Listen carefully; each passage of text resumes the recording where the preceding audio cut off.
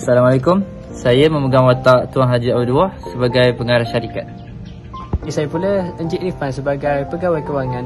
Assalamualaikum, nama saya Tuan Sulaiman. Assalamualaikum warahmatullahi wabarakatuh. Saya Tuan Datuk Rahman selaku pegawai urusan.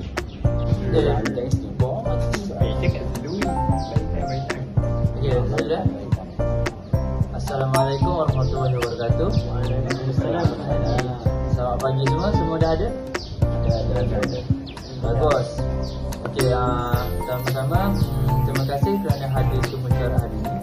Jadi kita akan membincangkan prestasi suku tahun ini beserta dengan perancangan strategi untuk suku berikutnya.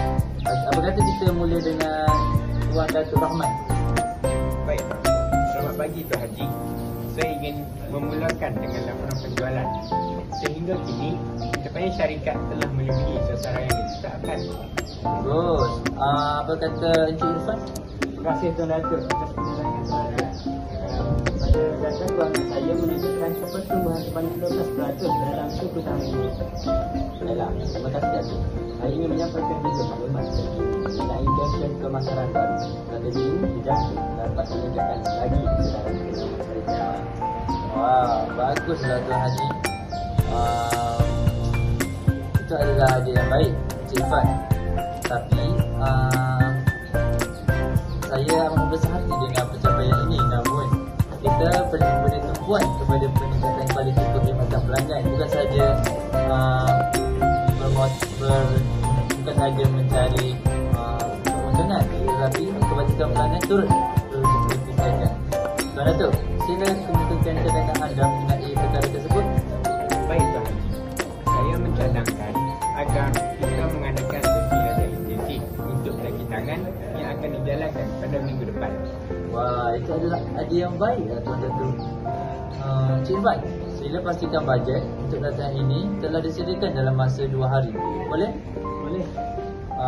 Tuan Sulaiman, adakah kempen pemasaran tersebut telah diselaraskan dengan bajet yang disediakan? Ya, Tuan Datuk. Kempen tersebut telah diselaraskan dengan bajet yang disediakan, di mana saya telah berbincang dengan bahagian kewangan. Kami juga telah merancang kempen yang terkesan tanpa melebihi sedikit pun bajet kita. Baik, saya juga akan menyediakan laporan bajet secepat mungkin untuk kamu semua. Nampaknya setelah mendengar pembentangan daripada kamu-kamu semua, saya mendapati bahawa mesyuarat kita pada hari ini akan tamat ketika ini sahaja. Okey, terima kasih semua. Mesyuarat tamat. Sekian.